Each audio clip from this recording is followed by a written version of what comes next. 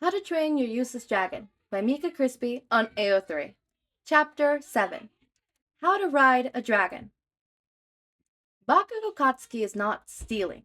He is merely repurposing material that would be considered trash. It's a matter of economic and ecological coincidence, really. That is why he took an old saddle that was lying around one of the village's barns and now is picking leather patches from his dad's workshop. No one will miss these old things, and Katsuki can give them a new use instead of letting them go to the garbage. For one thing is clear, Bakugo will fly with Deku again. There is no debating that issue. Flying was the most amazing thing he has ever done in his life, and he can't stop thinking about it since it happened. However, it was a struggle to keep steady on the dragon's back, since his hide was so smooth. So the logical conclusion was that Deku needed a saddle. The old one Katsuki got probably won't sit properly on Izuku's back, and the harness would not fit him at all. Luckily, Katsuki already spent enough hours helping his dad in the man's workshop, while hiding from his mother, that he is fairly good with leather work. He is taking the saddle, the leather patches, and a few tools. He grabbed the oldest one so his father won't notice them missing for a day. Tomorrow, to meet Deku and they could properly fit the saddle over the harness on him. And then they could go flying. They will fly over the ocean and go explore other islands. Bakugo will have the chance to see more than the dragon's archipelago, and Deku will learn more about human continents. They can't go near other villages, but maybe they can check out the mountains to the east. It would be great. Bakugo feels giggly with excitement. Hey there, champ. What are you doing back here? Matsuru asks, light-heartedly as he enters the workshop and sees his son picking scraps from the ground. Katsuki jumps, scared when he hears his father, and drops his leather straps on the floor. Oh, hi, Dad. I'm just picking this up for, think fast, a plausible excuse. Helping Kaminari train for the sheep herding competition. Bakugo feels like hitting himself as soon as the words leave his mouth. Sheep herding competition? Matsuru raises an eyebrow skeptically. Shit. Whatever. Now he needs to stick to it. Yeah, Dung's face is really into it and needs some way to mark the sheep. I give him the idea of branding some with bracelets for their feet, so I'm taking these scraps to help him out. Katsuki says while looking down on the floor to pick up what he dropped and to avoid facing his father while lying to the man. Alright, my boy, if you need some more leather for sheep bracelets, just let me know. Matsuda's tone stately cleared that he didn't buy this shit about sheep herding, not even for a second. But it seemed that his father will let this be for now. Katsuki just murmurs a quick, "Thanks, Dad, will do," and leaves in a hurry. He doesn't know why his father didn't press the subject, since he knew he was fed a lie. However, he will not complain about that. Bakugo will just count his blessings, since his mother still hadn't caught on that something weird was going in Katsuki's life. Next morning, as soon as the sun peaked on the horizon, Bakugo grabs everything he needs, shoves whatever fits in a satchel that he hangs on his shoulder, and the saddle that he just carries in his arms. The hike up the mountain was rough. It's not particularly dangerous, but is very tiring to walk such a steep step through the woods. However, Bakugo does not see even a single soul on his way there, which makes him feel more confident than it would be a good spot to meet with Deku regularly. Natsuki gets to the top of the mountain and sits down underneath a big tree to catch his breath. Well, no one can say he is slacking on training to meet his dragon, since that was harder than anything he's done with the extras in his village. And where is the shitty dragon anyways? He didn't meet any fishing boat in his way, did he? If the shitty dragon got himself hurt, Bakugo will kill him. Right on cue, Deku's powerful black form showed up on the horizon. Katsuki thinks this will never get old, watching Deku fly. He is magnificent, even though Bakugo will never admit that, not even in a million years. The young Viking gets up from his spot under the tree and gets closer to the cliff end of the mountain to greet his friend. About time you got here, shitty lizard. How did you arrive after me, if I'm the one who has to use legs to hype up a fucking mountain? Izuku lands gracefully on the grass and promptly transforms into the skinny boy Katsuki is used to by now. Sorry, Kachan, I had to take this huge detour to not risk getting seen by the fishermen. The boy explains, apologetically. Whatever. Come and see what I brought for you. Katsuki can't contain his excitement from being showcased in his voice. Did you get me a gift? Izuku's eyes go big in surprise. Bakugo halts and thinks about the dirty saddle and the scraps of leather he got from the floor for a second. Yeah, they can call it a gift. Sure, let's go with that. I got you a special gift, Deku, and you should be fucking thankful. Bakugo lends the boy to the tree, where he left the things and presents proudly the dust, half broken, and a little stinky saddle. Here is your gift. Katsuki even attempts an awkward smile to Izuku. What is it? Izuku looks confused at the item. Then he gets closer, takes a whiff, and grimaces at the smell. I don't know if I want to eat it, Kachan. Smells yucky. It's not for eating, stupid. Bakugo shoves Deku away and picks up the saddle from the floor in order for the boy to see it better. It's a saddle. We use it to ride horses, but I brought it so I can ride you better. Oh, but I thought we did a great last time. You're an amazing rider, Kachan. Izuku tilts his head in confusion. It was dangerous for me to mount you without protection, Deku. Bakugo screams, blushing. Stupid dragon making him embarrassed. However, Katsuki does not know if the blood rushes to his cheeks because Izuku doesn't understand the danger of riding bareback, or because the idiot keeps complimenting him. Alright, Kachan. Izuku smiles brightly at him. We can do it your way. Of course we're doing it my way, shitty lizard. Katsuki screams at the boy to make it clear that he is angry and not flustered. Now, transform back so I can start making adjustments. I need to make this fit your body. In just a few seconds, the skinny boy transformed back into the big, almost black dragon. Bakugo finishes fishing the leather scraps and the tools from his satchel and gets to work. He swings the saddle on Deku's back, making sure the placement mimics how he sat on the dragon a few days ago. Luckily, Deku's belly was not that much larger than the one of a big horse, so the girth was almost enough. Katsuki would just need to add a few inches to make it close properly. He fixed the saddle with some rope he brought, along with the tools, just to see if the girth would be enough to keep in place. But as he shook the saddle, things started slipping on Izuku's back.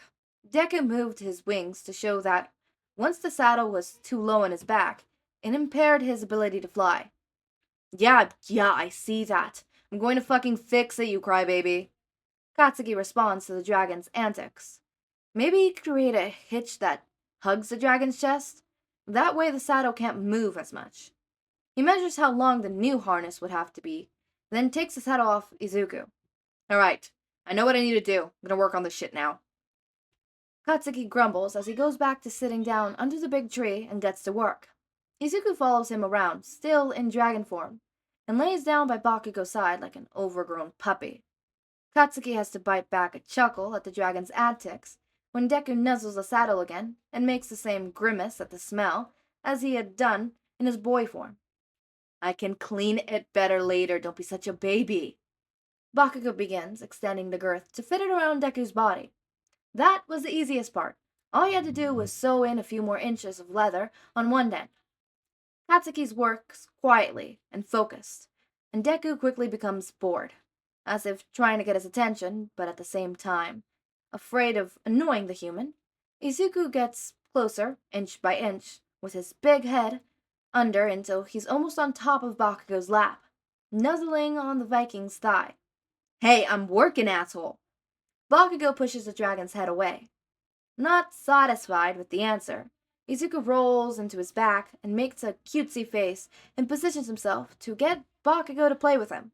But Katsuki is not biting it. I'm fucking working, Deku. Give me a break. If you're so bored, shift back to human so we can talk. Izuku does transform back to human, but he stays in the same position on his back, making little paw movements with his arm like a kitten. This time, Bakugou can't contain himself from laughing. Are you a fucking dragon or a lapdog? Come on, you can't entertain yourself for a couple shitty hours? Katsuki tries to sound annoyed, but the fondness in his voice is hard to hide.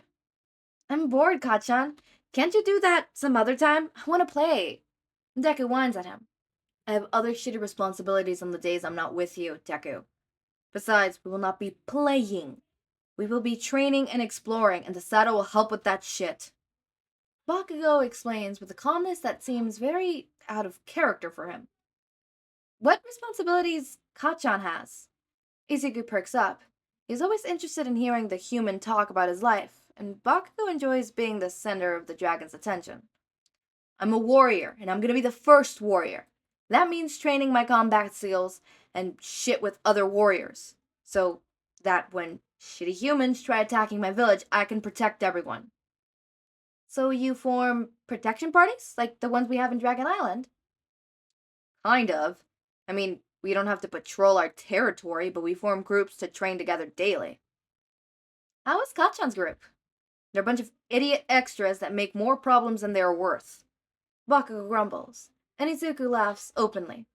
That can't be that bad if they fight by Kachan's side, Izuku says, still chuckling. Bakugou just rolls his eyes and starts working on the chest hinge. They spend a few hours like that, Izuku making random questions about life as a human, and Katsuki begrudgingly explaining it in the most Bakugou Katsuki way he could. When the sun was on its peak, and their bellies began to rumble, Katsuki took from his satchel some dried fish, bread, and a couple of apples for them to share. Bakugou had to castrate the dragon for wanting to eat only the apples and the bread. You need to eat fucking protein, shitty lizard. For he would not accept that his dragon got too weak for their training. There were so many shit for them to do, and so many places to explore, and Deku was already skinny little thing. The kid needed more meat on his bones. However, taking a better look at the boy's dragon, that now eats an apple as if it was the most delicious thing he's ever tasted, Katsuki has to admit to himself that Deku looks healthier. His cheeks are a little more plumper, and he's not as pale as before. Maybe helping the dragon learn how to control his teeth has improved Deku's food intake, since now he could hunt and fish alone. A good heat settles in Katsuki's belly when he thinks that he's the one who helped Deku do that. He's the one to make sure the dragon could feed himself. After lunch, Bakugou goes back to finishing the chest kirch. This piece is much more complicated to make than the girth, since he has to start from scratch. The saddle has no harness already in place. Also, Katsuki only has scraps of leather and old tools, so the process is taking much longer than it would if he had the proper resources. However, he can't say he hates the way their day is spent. It's always fun to talk to Deku. The dragon has so many questions, and gives so many possibilities for Katsuki to boast about his accomplishments. He spends over an hour describing the best battles he's ever partaken in. Sure, they're all mock battles, but he destroyed the extras anyways, and that's what really counts. When he finally finishes the last stitch on the saddle, he looks proudly at his work for a moment, before barking at Izuku to go get your dragon ass in pace, Deku. We're taking this baby for a ride. Izuku promptly turns back into a dragon for Bakugou to saddle him, with just some minor last-minute adjustments.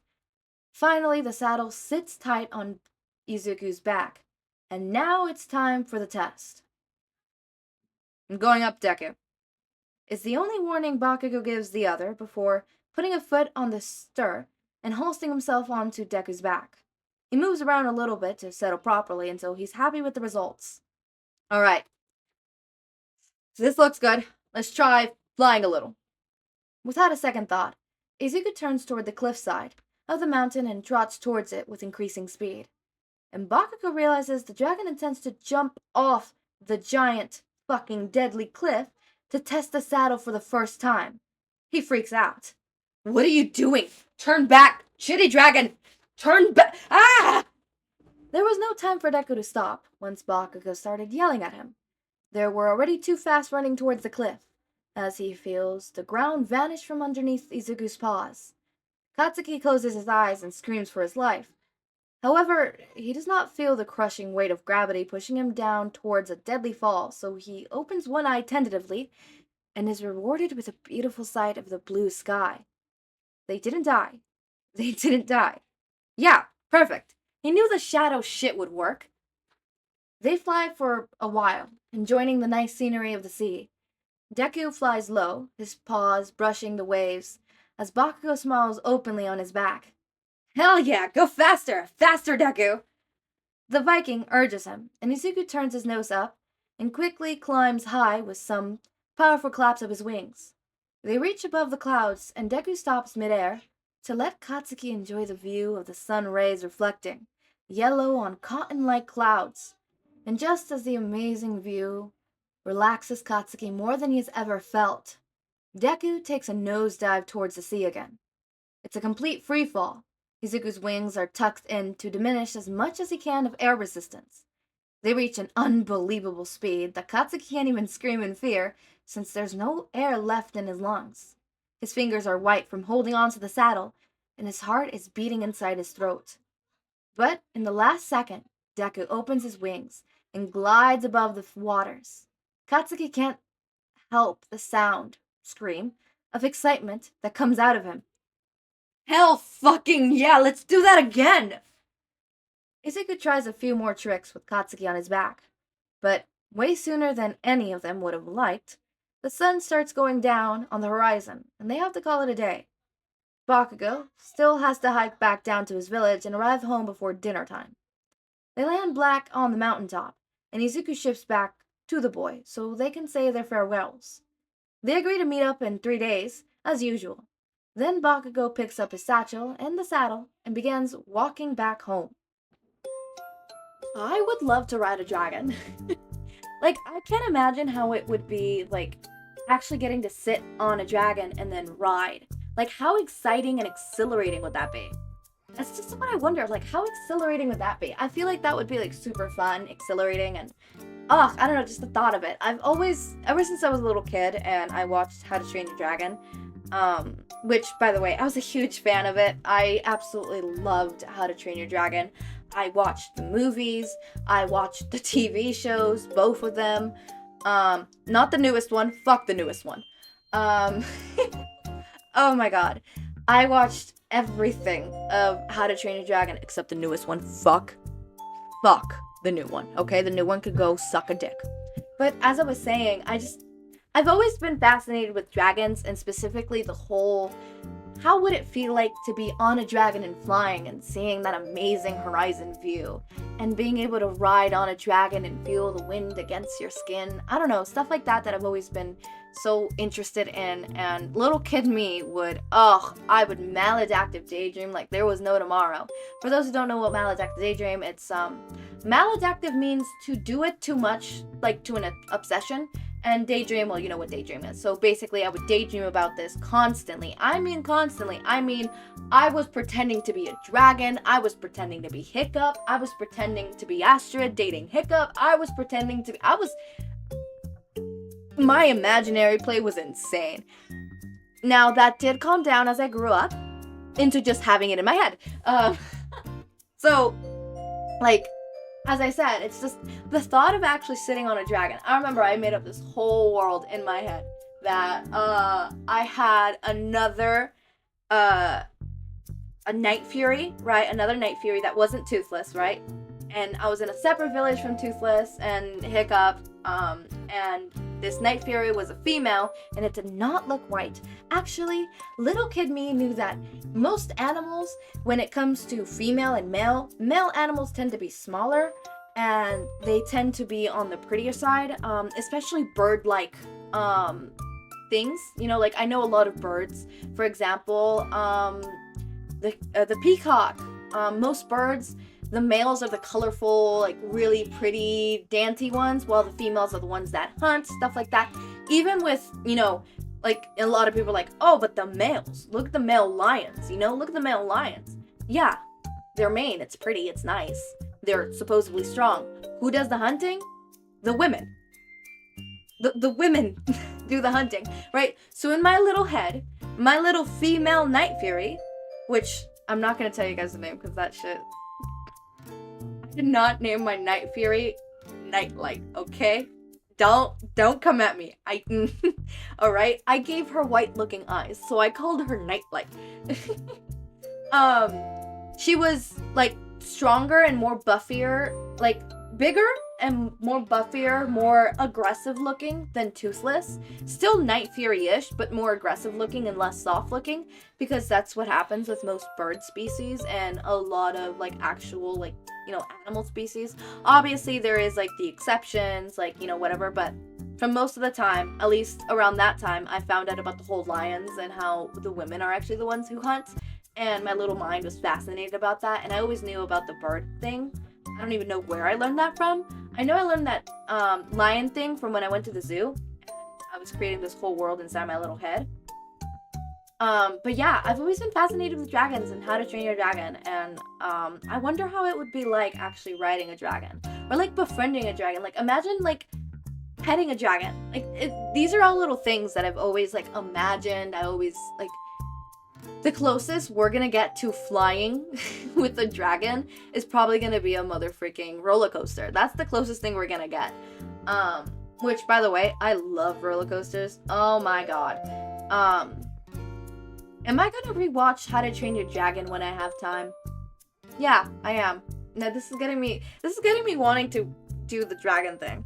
Also, that one dragon meme that's like going around, the little How to Train Your Dragon little dancing dragon, dancing Toothless. I did not know that when I made this there was gonna be that meme, and I just kept seeing it and I'm like, hold up, How to Train Your Useless Little Dragon, and it's the year of the dragon. Look at that. What a way to start the year. It's very interesting. I thought it was hilarious. I didn't even mean to do that. That was completely unironic. I remember I told my friend, it was my friend Denise who made me realize, because she sent me a video of like that dragon, like little dancing, right? And she's just like, we're starting out the year of the dragon with the meme of a dragon. And I'm like, damn. Oh wait, hold up. I have a How to Train Your Dragon video that I'm uploading, like series. And my friend's like, no way. I'm like, yeah. So I find that all hilarious. All right, I'm gonna end this. I'm gonna let you guys go. I've been ranting for like a minute and a half about How to Train Your Dragon. I mean, some of you like my rants. Some of you like my rants. And if you don't, you could just skip. Exactly. You can just skip. But as always, my raindrops, make sure to eat, sleep, drink water, take your meds. Have a wonderful day or a night. Join our community Discord server, link is in the description. Subscribe to see more of my content, and thank you so much for watching.